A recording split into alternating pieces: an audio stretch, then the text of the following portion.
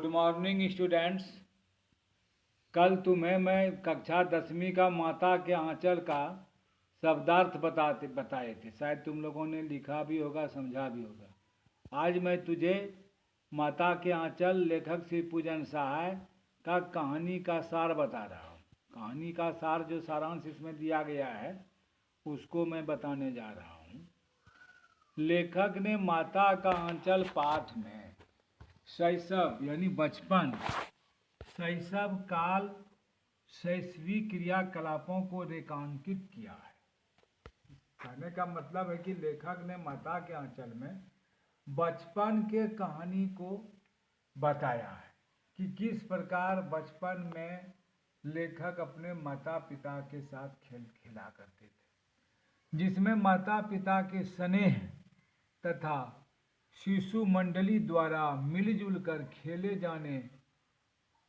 जाने खेलों को उद्धृत किया है कि किस प्रकार माता पिता के प्रेम तथा अपने बचपन के दोस्तों के द्वारा लेखक महोदय मिलजुल कर खेल खेलते थे। उद्धृत किया गया इसमें।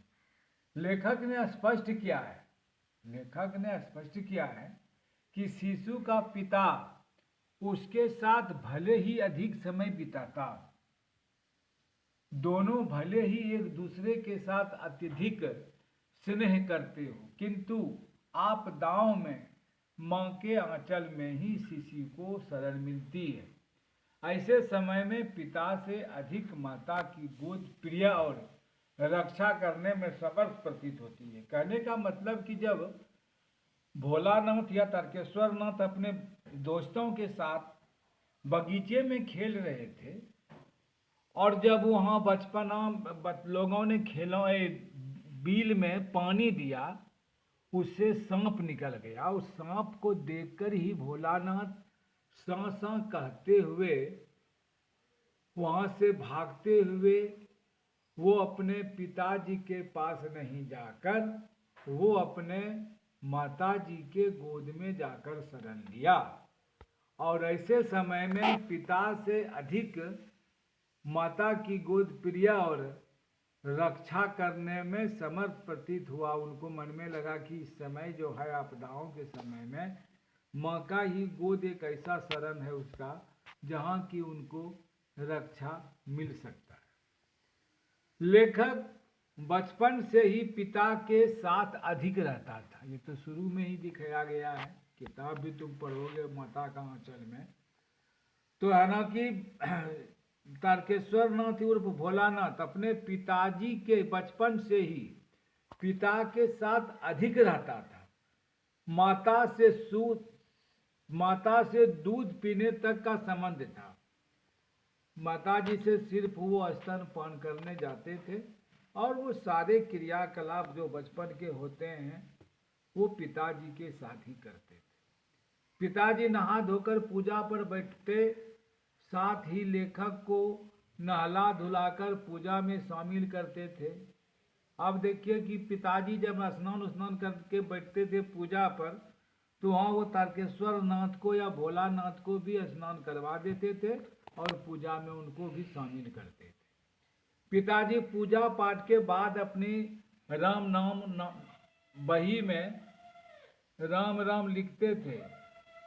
यहाँ तक कि पिताजी लेखक को गोरस और भात को फूल के कटोरे में सान कर खिलाते थे। जब उनका पूजा पाठ हो जाता था तो लेखक को उनके पिताजी गोरस और भात को मिलाकर, गोरस मतलब दूध मिलाकर, शब्दार्थ में लिखाया है तुमको, यहाँ तक कि पिताजी लेखक खिलाते थे।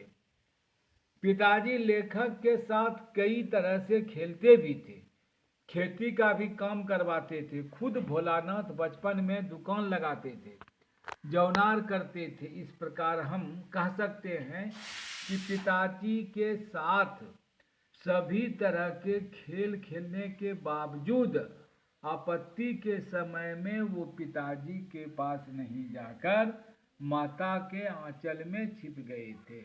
इससे साबित होता है कि आपत्ति के समय में भोलानाथ को अपने माता जी का ही आंचल उसको अच्छा लगता था।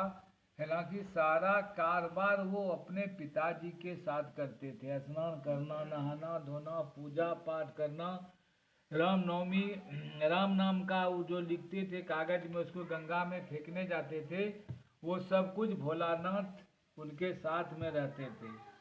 लेकिन किताब के अंदर, पुस्तक के अंदर, जब भोलानाथ बगीचे में खेल रहे थे, वर्षा का समय आया था, बिच्छू खेल निकल रहा था बगीचे में, और एक लड़का शरारती करते हुए बिल में जो है वो पानी डालता है और उससे गणेश जी का वाहन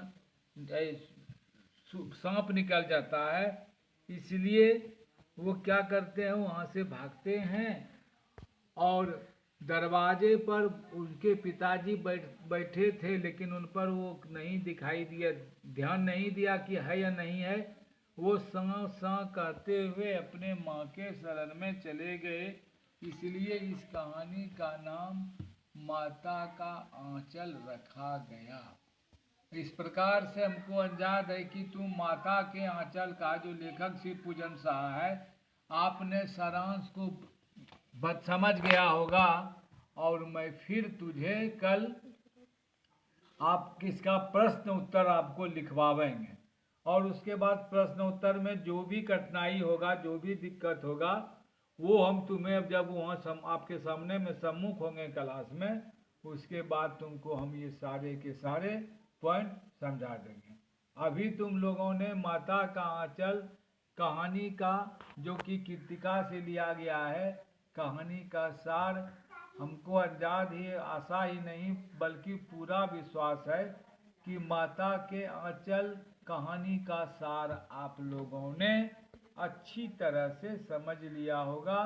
और फिर मैं कल आप लोगों को 10 क्लास का ही वीडियो देंगे, और उसमें माता के आंचल का जो भी क्वेश्चन आंसर होगा मैं तुम्हें यहाँ लिखा दूंगा बोर्ड पर, उसको तुमको वीडियो में पहुँचा दूंगा।